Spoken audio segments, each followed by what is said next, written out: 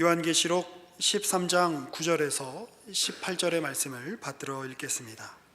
누구든지 귀가 있거든 들을지어다. 사로잡힐 자는 사로잡혀 갈 것이요 칼에 죽을 자는 마땅히 칼에 죽을 것이니 성도들의 인내와 믿음이 여기 있느니라. 내가 보매 또 다른 짐승이 땅에서 올라오니 어린 양같이 두 뿔이 있고 용처럼 말을 하더라. 그가 먼저 나온 짐승의 모든 권세를 그 앞에서 행하고 땅과 땅에 사는 자들을 처음 짐승에게 경배하게 하니 곧 죽게 되었던 상처가 나은 자니라. 큰 이적을 행하되 심지어 사람들 앞에서 불이 하늘로부터 땅에 내려오게 하고 짐승 앞에서 받은 바 이적을 행함으로 땅에 거하는 자들을 미혹하며 땅에 거하는 자들에게 이르기를 칼에 상하였다가 살아난 짐승을 위하여 우상을 만들라 하더라. 그가 권세를 받아 그 짐승의 우상에게 생기를 주어 그 짐승의 우상으로 말하게 하고 또 짐승의 우상에게 경배하지 아니하는 자는 몇이든지 다 죽이게 하더라. 그가 모든 자 곧 작은 자나 큰 자나 부자나 가난한 자나 자유인이나 종들에게 그 오른손에나 이마에 표를 받게 하고 누구든지 이 표를 가진 자 외에는 매매를 못하게 하니 이 표는 곧 짐승의 이름이나 그 이름의 수라. 지혜가 여기 있으니 총명한 자는 그 짐승의 수를 세어보라. 그것은 사람의 수니 그의 수는 666이니라. 아멘. 요한계시록 12장에서 14장까지에는 하나님 나라의 백성들과 세상 권세가 영적 전쟁을 벌이는 모습을 우리에게 펼쳐서 보여주고 있습니다. 요한계시록은 그 처음에서부터 신자들에게, 하나님의 백성들에게 환난이 있다는 사실을 전제로 하고 쓰여진 말씀입니다. 그 환난의 배후에 무엇이 있는가? 그 환난의 배후에는 하나님의 뜻을 거스르는 악한 영이 있다. 여기 12장과 13장에 표현되는 표현으로는 붉은 용, 또 계시록의 다른 부분에서 말하기를 옛 뱀이라고 해서 하나님의 뜻을 거스르고 사람들을, 하나님께서 택하신 사람들을, 또 하나님이 사랑하시는 대상이신 하나님의 사랑의 대상들을 타락시키고 멸망시키려는 그런 악한 의도를 가지고 이 세상에 존재하는 세력들이 있다고 하는 것이죠.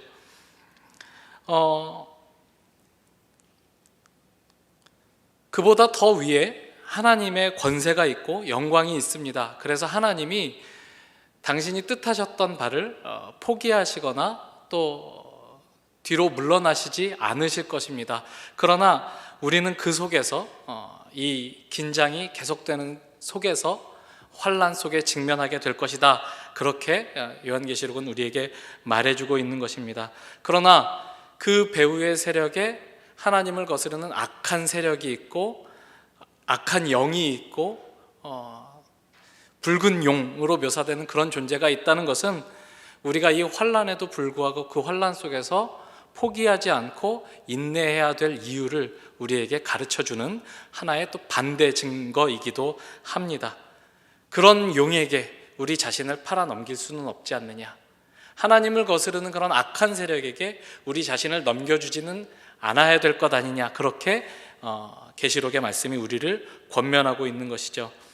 우리가 읽은 말씀은 요한계시록 13장 9절부터의 말씀이지만 이 이야기는 요한계시록 12장부터 이어지는 어떤 하나의 긴 스토리, 또 긴장 속에서 나온 말씀입니다. 12장에서 그 긴장이 시작이 되죠. 우리 한번 12장으로 가보겠습니다. 12장 1절입니다.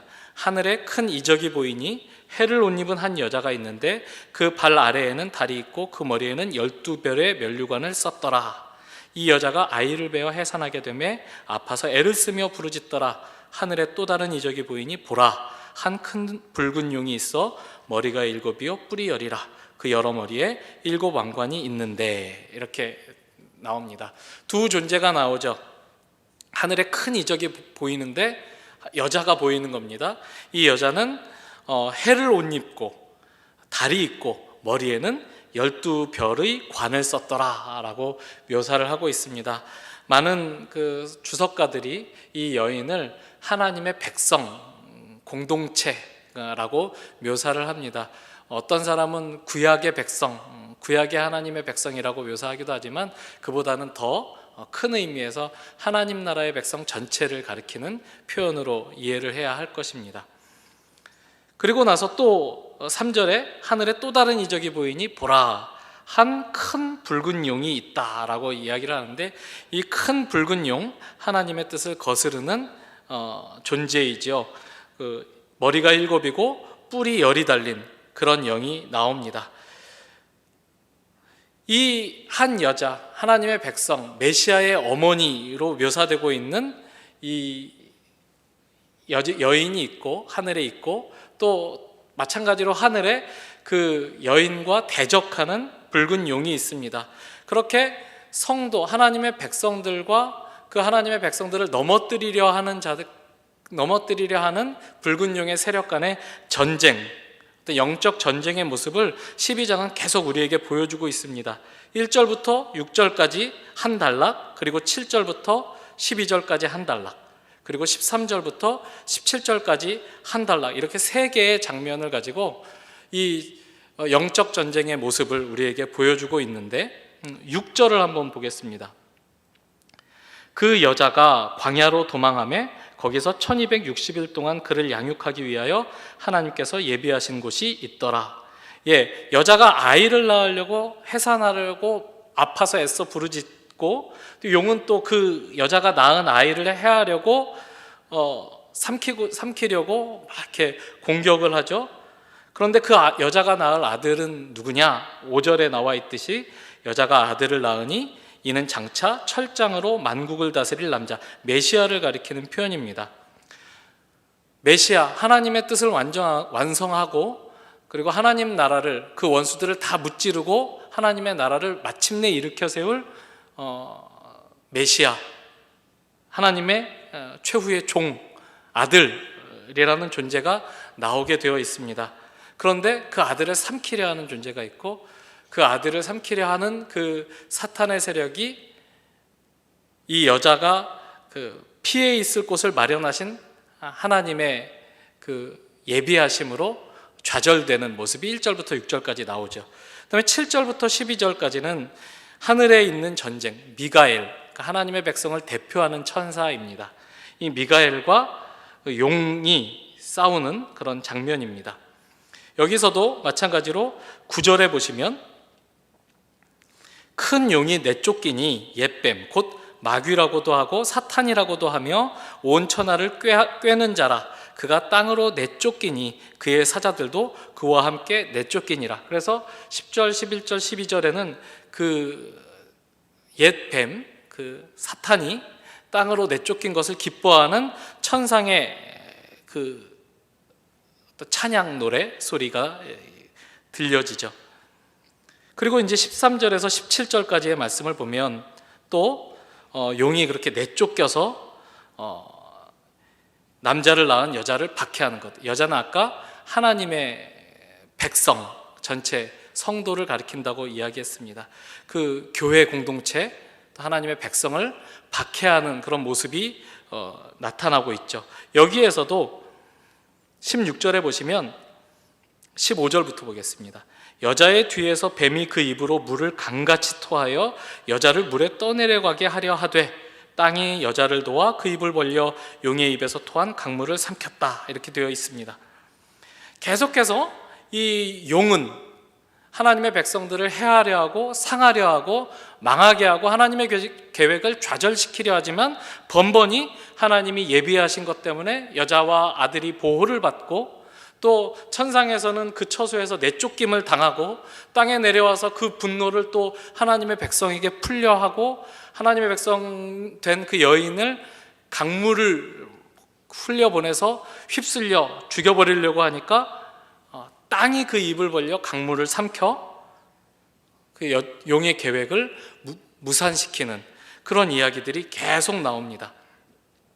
아무리 이기려 하고 아무리 죽이려 해도 계속해서 하나님이 개입하시고 하나님의 천사가 또 싸우고 또 하나님의 피조세계가 하나님의 뜻을 받들어 하나님의 백성을 삼키려는 사탄의 계획을 좌절시키는 그런 이야기가 12장에 계속되는 거죠. 3-4번쯤 하면 지치고 물러나고 회개해야 되는데 사탄은 원래 회개하면 안 되는 존재죠. 그래서 회개하지 않고 마지막으로 이를 갈며 17절에 보시면 용이 여자에게 분노하여 돌아가서 그 여자의 남은 자손 곧 하나님의 계명을 지키며 예수의 증거를 가진 자들과 더불어 싸우려고 바다 모래 위에 서 있더라. 아직 끝난 거 아니야. 예전에 만화 영화 같은 걸 보면 악당과 싸우는 그 착한 팀 사람들이 나오면 이제 잘 기억이 안 나요. 메칸더 V 이런 거 기억나는데 매번 나쁜 놈들이 와서 이 세상을 멸망시키려고 막 핵폭탄을 쏘는데 메칸더 V가 나타나서 3, 2, 1 되기 전에 딱 꺼가지고 엄한데 핵폭탄이 떨어지고 사람은 안 죽고 지구를 구하죠. 그래도 매주 되살아 나와서 그 나쁜 짓을 하죠. 마찬가지로 이 사탄, 하나님의 뜻을 거스르는 세력이 포기하지 않고 계속해서 하나님의 백성을 어떻게든지 삼키려고 하는 모습들이 보여집니다. 예수의 증거를 가진 자들, 하나님의 계명을 지키는 자들, 그 여자의 자손, 교회 공동체, 예수님이 승천하시고 이 땅에 남아있는 교회 공동체, 그 공동체와 싸우려고 모래 위에 섭니다. 이 용이 어떻게 싸울까요? 그 어떻게 싸우는 이야기가 13장에 계속 나와 있는 거죠. 계속해서 사탄은 패퇴합니다. 그 계획이 좌절됩니다. 그러나 이것은 천상의 시각에서 우리가 내려다보는 그런 모습이고, 땅에서 사는 자들이 보기에는 어떤 모습으로 보이냐면 이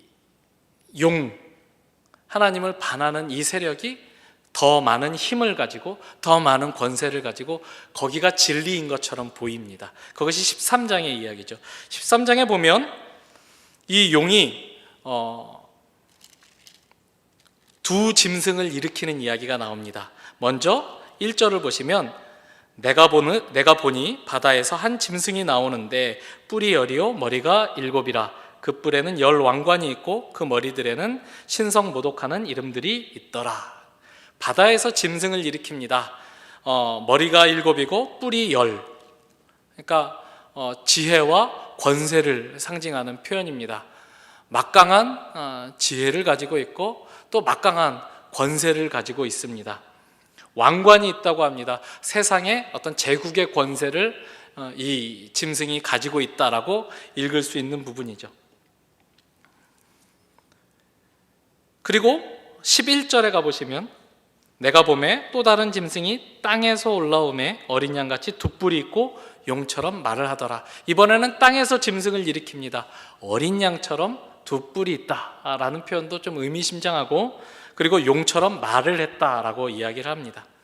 이렇게 바다에서 그리고 땅에서 두 짐승을 일으키는데, 두 짐승을 일으키는 모습은 우리가 11장에서 보는 것처럼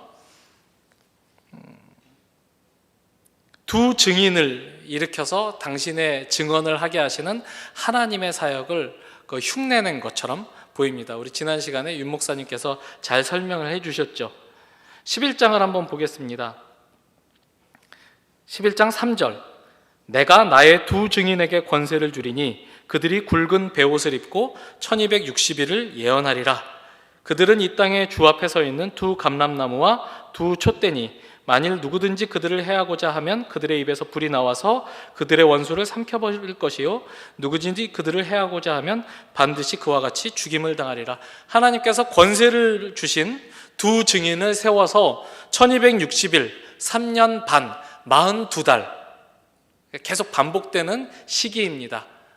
이 시기 동안 박해의 시기로 설정이 되어 있는, 하나님의 백성들이 고난을 당하는 시기로 설정이 되어 있는 이 3년 반이라는 기간 동안 하나님이 두 증인을 세우셔서 하나님의 증언을 하게 하십니다. 마찬가지로 하나님을 대적하며 서 있는 그 용은 두 짐승을 일으켜 이 시기에 하나님 나라의 백성들을 삼키려 합니다. 굉장히 재밌는 부분은 이 두 짐승들이 가지고 있는 모습들을 묘사하는 부분입니다. 3절, 우리가 읽은 13장 3절입니다. 그 바다에서 올라온 짐승을 묘사하는 부분입니다. 그의 머리 하나가 상하여 죽게 된 것 같더니 그 죽게 되었던 상처가 나음에 온 땅이 놀랍게 여겨 짐승을 따르고, 그리고 4절에 용이 짐승에게 권세를 주므로 용에게 경배하며 짐승에게 경배하여 이르되 누가 이 짐승과 같으냐, 누가 능히 이와 더불어 싸우리요 하더라. 무엇을 묘사하고 있는 것 같습니까? 하나님께 돌려져야 될 찬양을 패러디하고 있는 부분입니다. 그리고 예수께서 죽었다가 살아나신 그 영광을 어설프게 따라하고 있는 그런 이적으로 사람들을 미혹시키는 장면입니다. 죽었다가 살아나고, 죽은 것 같다가 살아나죠. 예수님은 실제로 죽었다가 살아나시고 죽은 것 같이 보였는데 살아나서 사람들을 미혹시키고, 또 권세가 주어져서 모든 나라 사람들이 경배하고, 그 사람들이 경배하기를 누가 이와 같으랴. 그 구약 성경에서 하나님의 백성들이 하나님을 찬양하며 주와 같으시니 누구입니까? 라고 찬양했었던 것을 패러디해서 이 위대한 존재가 바로 하나님 아니겠냐라고 그렇게 그 짐승을 찬양하는 찬양 소리가 나오더라 하는 모습을 보여줍니다. 또 7절에 보시면 또 권세를 받아 성도들과 싸워 이기게 되고 각 족속과 백성과 방언과 나라를 다스리는 권세를 받았다. 이것도 다 패러디죠. 각 나라와 족속과 백성과 방언은 하나님께 찬양을 돌리기로 되어져 있는 존재들입니다. 그러나 하나님께 돌려줘야 될 찬양을 마치 자기의 것으로 그렇게 당연하게 받는 짐승의 모습을 보게 됩니다. 그럼 땅에서 올라온 짐승은 어떻게 묘사되고 있는지 한번 보겠습니다. 11절입니다. 아까도 봤듯이 양같이 두 뿔이 있다. 예수님을 이렇게 흉내내는 것처럼 보이죠. 그리고 13절에 보시면 큰 이적을 행하되 심지어 사람들 앞에서 불이 하늘로부터 땅에 내려오게 했다. 불이 하늘로부터 땅에 내려오게 하는 것은 하나님의 선지자들이 하나님의 선지자라는 증거를 보이는 아주 대표적인 그 표적이죠. 엘리야가 바알과 아세라의 선지자들과 갈멜산에서 대적을 했을 때 바알과 아세라의 선지자들은 아무리 열심히 빌어도 기도해도 내리지 않았던 불이 엘리야가 하나님 앞에 기도를 하니까 하늘에서 불이 내려 재물과 그 재물 위에 쏟아부은 모든 물들을 다 태우는 그런 일, 하나님의 선지자의 어떤 증거를 이 땅에서 올라온 짐승이 행하고 있는 것을 봅니다. 그리고 14절에 보시면 짐승 앞에서 받은 바 이적을 행함으로 땅에 거하는 자들을 미혹하여 땅에 거하는 자들에게 이르기를 칼에 상하였다가 살아난 짐승을 위하여 우상을 만들라. 그리고 그 우상에게 절하지 않는 자들을, 경배하지 않는 자들을 다 죽이는 그런 권세를 받습니다. 마치 이 땅에서 올라온 짐승은 앞에 바다에서 올라온 짐승을 신으로 하고 그 신을 대리하는 선지자 같은 그런 모습으로 묘사가 되고 있는 것을 보게 됩니다. 그리고 이 땅에서 올라온 짐승이 사람들에게 인을 치죠.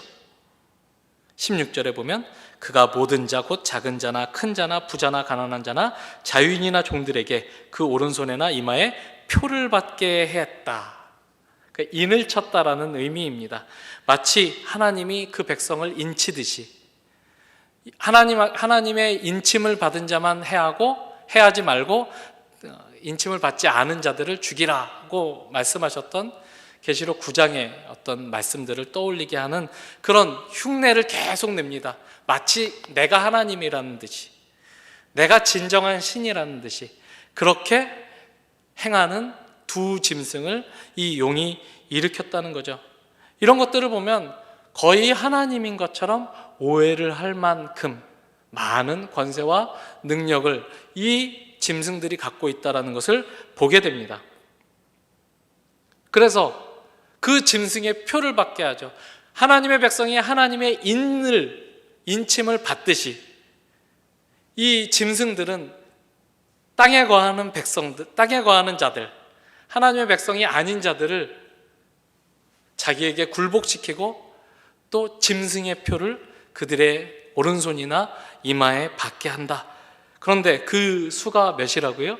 666이다 라고 18절에 나와 있죠. 지혜가 여기 있으니 총명한 자는 그 짐승의 수를 세어보라. 그것은 사람의 수니 그의 수는 666이니라. 여기서 이제 우리가 그 무서워하고 또 이렇게 막연한 두려움을 가지고 있는 666이 나옵니다. 우리 청년 1부 세대들은 별 감흥이 없을 텐데 청년 3부쯤 되는 세대들에서는 그 666 뭐 그 옛날 그 영화 오맨 뭐 이런 거 그 많이 기억나실 거예요. 그리고 92년도에 그 지구 종말이 온다라고 했었던 그런 사건들 다 기억이 나실 겁니다. 그 666이 굉장히 이렇게 무서웠어요. 왜 무서웠냐면 나도 모르게 받을까 봐. 그냥 그거가 있어야 거래도 하고 매매도 하고 그런다고 여기 나와 있잖아요. 그러니까 그냥 어떤 뭐 거래 수단, 뭐 신용카드. 그래서 그때 아직 신용카드가 막 나와 있지 않을 때는 바코드 같은 것들도 다 666이다 그랬던 때가 있었습니다. 지금은 바코드 다 쓰죠. 우리도 바코드 다 쓰죠. 지금 바코드를 대체하고 있는 게 뭐죠? 지문, 홍채 이런 거죠.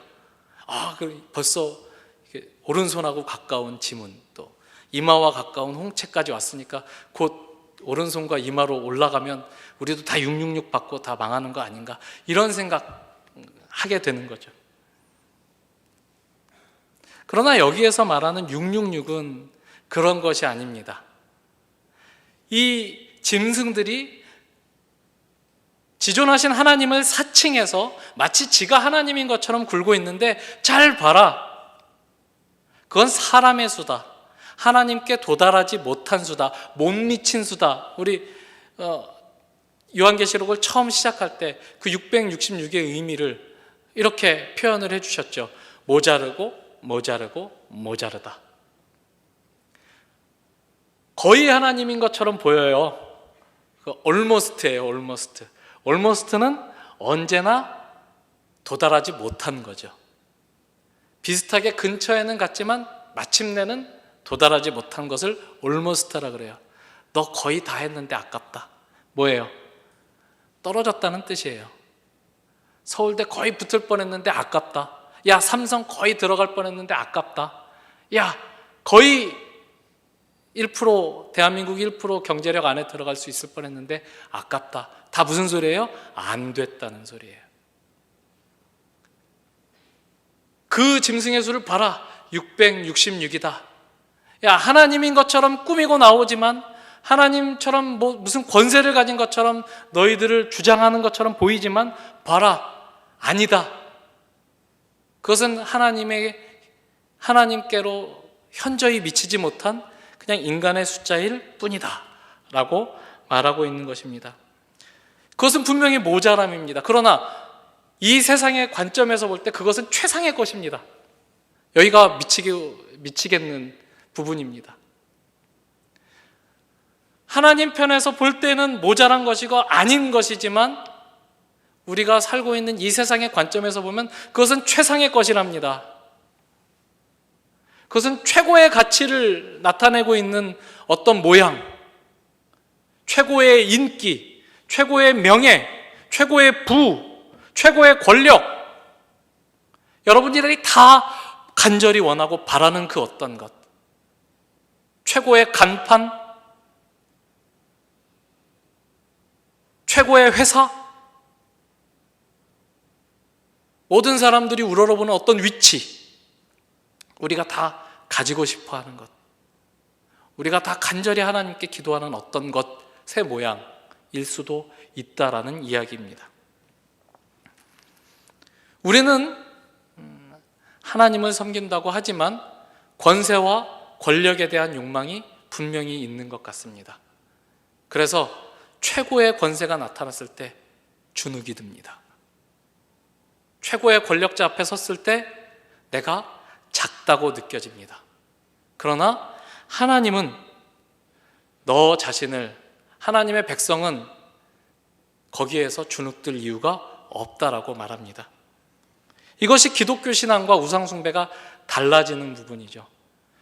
말하자면 이 두 짐승, 그 용이 만들어낸 두 짐승은 가장 극치의 우상숭배의 어떤 모습이라고 볼 수 있을 것입니다. 여러분 생각해 보세요. 어떤 종교에 들어가면 다 좋은 성적을 거두고, 학생 때는 좋은 성적을 거두고, 그 취업 준비를 할 때는 다 좋은 회사에 들어가게 해주고, 좋은 집안 사람들과 선남선녀들이 맺어지고 결혼을 해주고, 다 잘 된다라고 보장해주는 어떤 종교가 있다면 아마 사람들 다 글로 갈 겁니다. 교회 안에도 그쪽으로 기웃대는 사람들 많을지 모릅니다. 그러나 성경은 우리에게 전혀 다른 기준, 전혀 다른 길, 전혀 다른 관점을 가지고 이 세상을 살아가야 된다고 끊임없이 요구하고 있습니다. 요셉의 형통함을 생각해 보십시오. 성경은 끊임없이 요셉이 형통한 자가 되었다라고 말합니다. 그러나 요셉은 실제로 어떤 길을 갑니까? 죽을 뻔하고, 종으로 팔려가고, 무고를 당하고, 옥에 갇히고, 잊혀지고. 그러나 하나님이 그와 함께 하셔서 그를 형통한 자가 되게 하셨다. 우리는 마지막에 총리가 된 이야기로 그 형통을 끌어다가 쓰는 바람에 자꾸 오해를 하고 있지만, 형통이라고 하는 것이 우리가 생각하는 것과는 전혀 다르다는 것을 하나님은 요셉을 통해서 말하고 있습니다. 바울의 고백을 봅시다. 바울은 예수를 만나고 나서 자기가 그전에 소중하게 생각했었던 모든 지식, 지위, 그런 것들을 다 배설물처럼 여긴다라고 고백합니다. 바울이 배설물처럼 여기는 것, 우리가 굉장히 좋아하는 것 아닌가요? 여러분들 인정받고 싶지 않습니까? 여러분들 좋은 대학, 좋은 회사, 좋은 차, 좋은 집 가지고 싶지 않으십니까? 대놓고 그렇게 기도는 하지 않아도 그런 시험 앞에서, 그런 조건 속에서 하나님 나 이거 가져야 돼요, 하나님 나 이거 주셔야 돼요, 그렇게 기도하지 않습니까? 고린도전서 1장을 한번 찾아보겠습니다.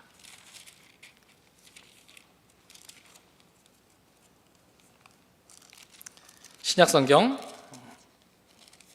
262페이지 고린도전서 1장입니다. 22절.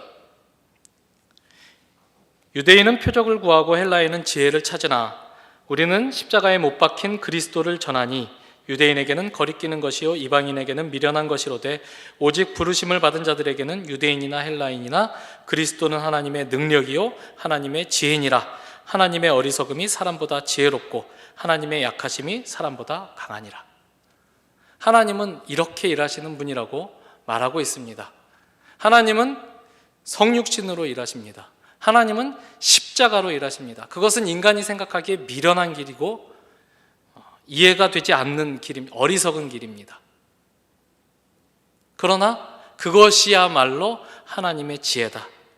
그것이야말로 하나님의 강함이다. 이렇게 이야기를 합니다. 이야기는 십자가에서 끝나는 것이 아니라 계속해서 이어집니다. 26절. 형제들아 너희를 부르심을 보라. 육체를 따라 지혜로운 자가 많지 아니하며 능한 자가 많지 아니하며 문벌 좋은 자가 많지 아니하도다. 그러나 하나님께서 세상에 미련한 것들을 택하사 지혜 있는 자들을 부끄럽게 하려 하시고 세상에 약한 것들을 택하사 강한 것들을 부끄럽게 하려 하시며 하나님께서 세상에 천한 것들과 멸시받는 것들과 없는 것들을 택하사 있는 것들을 폐하려 하시나니 이는 아무 육체도 하나님 앞에서 자랑하지 못하게 하려 하심이라. 너희는 하나님으로부터 나서 그리스도 예수 안에 있고 예수는 하나님으로부터 나와서 우리에게 지혜와 의로움과 거룩함과 구원함이 되셨으니 기록된 바 자랑하는 자는 주 안에서 자랑하라 함과 같게 하려 함이라.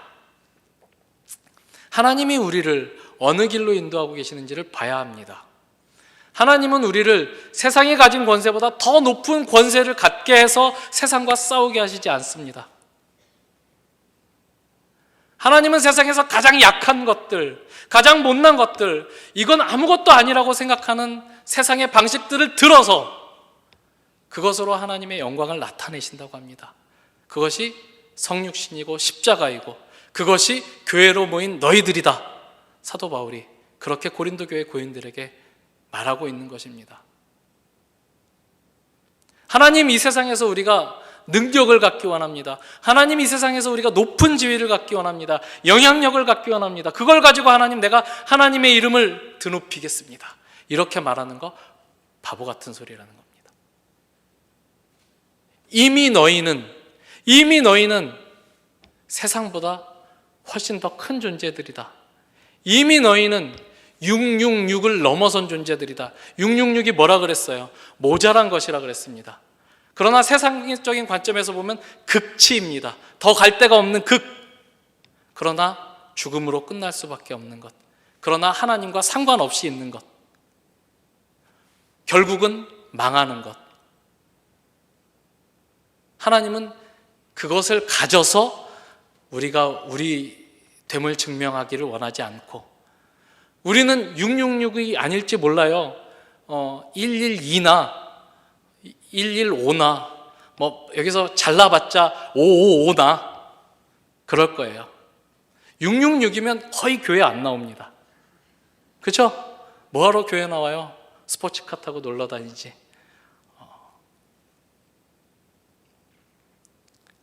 그렇다 해도 우리는 세상 사람들이 볼 때는 점수를 매기겠죠.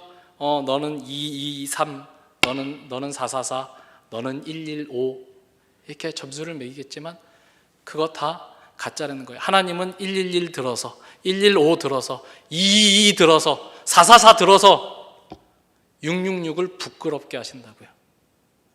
777로 만드신다고요. 그게 하나님이 하시는 일이다. 하나님이 우리에게 그렇게 말씀하고 있습니다. 지혜 있는 자는 봐라, 666이다. 너희는 이미 777이다. 그러니 쫄지 말아라. 그러니 고개 들고 당당하게 살아라. 부끄러워하지 말아라. 시험에서 떨어졌다고 낙담하지 말아라. 취업하지 못했다고 해서 패배자같이 있지 말아라. 하나님이 너를 통해서 이 세상에 하나님의 일을 이루어 가신다. 하나님이 너를 들어서 세상의 강한 자들과 지혜 있는 자들을 부끄럽게 하신다. 그것이 우리의 믿음입니다.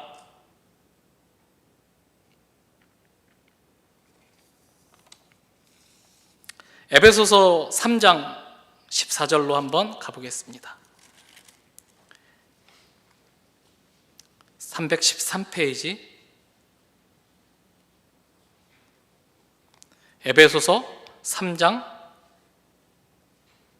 13절부터 읽겠습니다. 우리가 다 하나님의 아들을 믿는 것과 아는 일에 하나가 되어 온전한 사람을 이루어 그리스도의 장성한 분량이 충만한 데까지 이르리니, 이는 우리가 이제부터 어린아이가 되지 아니하여 사람의 속임수와 간사한 유혹에 빠져 온갖 교훈의 풍조에 밀려 요동하지 않게 하려 함이라. 오직 사랑 안에서 참된 것을 하여 범사에 제가 잘못 읽었죠? 예, 은혜로운 구절이 읽혔네요. 네, 죄송합니다. 흥분해서. 3장 14절 다시 읽습니다. 이러므로 내가 하늘과 땅에 있는 각 족속에게 이름을 주신 아버지 앞에 무릎을 꿇고 비노니, 그의 영광의 풍성함을 따라 그의 성령으로 말미암아 너희 속사람을 능력으로 강건하게 하시오며, 믿음으로 말미암아 그리스도께서 너희 마음에 계시게 하시옵고, 너희가 사랑 가운데서 뿌리가 박히고 터가 굳어져서 능히 모든 성도와 함께 지식에 넘치는 그리스도의 사랑을 알고 그 너비와 길이와 높이가 어떠함을 깨달아 하나님의 모든 충만하신 것으로 너희에게 충만하게 하시기를 구하노라. 20절, 우리 가운데서 역사하시는 능력대로 우리가 구하거나 생각하는 모든 것에 더 넘치도록 능히 하실 이에게. 이것이 하나님입니다. 우리가 생각하는 것보다, 우리가 꿈꾸는 것보다, 우리가 구하는 것보다 하나님이 능히 더 넘치게 하십니다. 여러분이 꿈꾸는 거 혹시 666 아닙니까? 여러분이 꿈꾸는 거 혹시 세상 사람들이 다 여러분들을 좀 잘 보아주었으면, 인정해 주었으면, 높이 보아주었으면 하는 그런 것 아닙니까? 그런 거 다 666이랍니다. 이미 너희는 777인 존재들이다. 우리가 생각하는 것보다, 우리가 구하는 것보다 하나님은 능히 더 넘치게 하시는 분이다. 교회 안에서와 그리스도 예수 안에서 영광이 대대로 무궁하기를 원하노라. 이미 우리에게 주어진 것입니다. 이미 우리는 하나님의 인침을 받은 자입니다. 그러니 나도 모르는 사이에 666 받을까 걱정할 필요가 없습니다.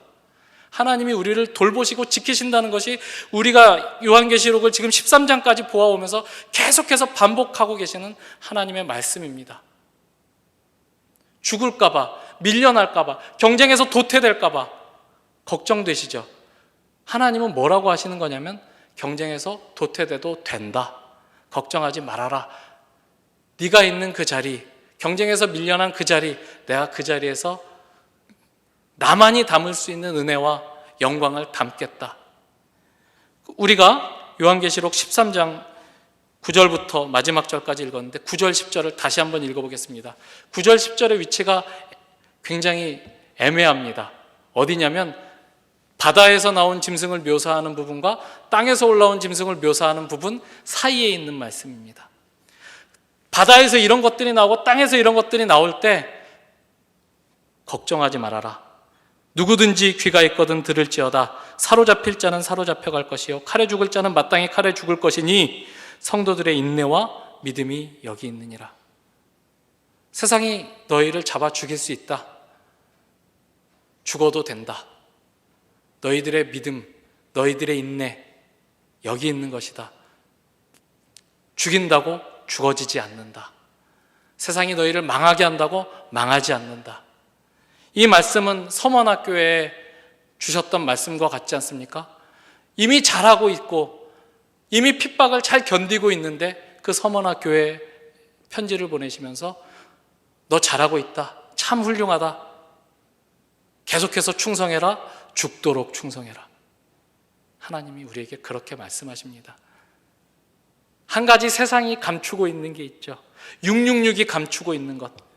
666 다 가져도 결국은 죽는다는 것입니다. 가져도 죽습니다. 우리는 죽어도 죽지 않습니다. 가진 것으로 증명하는 세상인데 우리는 가진 것으로 나를 증명하지 않습니다. 내가 담은 것으로, 내가 알고 있는 하나님으로 나를 증명합니다. 그 신앙의 길 진지하게 걸어가는 여러분과 제가 되고 이 말씀으로 오히려 위로를 받는 여러분과 제가 되길 바랍니다. 기도하겠습니다. 아버지 하나님 감사합니다. 세상은 우리를 어떻게 해서든지 넘어뜨리려 하지만 하나님은 결코 자기 백성을 뺏기지 않으시는 분이십니다. 하나님은 그 인친 백성들을 하나도 잃지 않으십니다.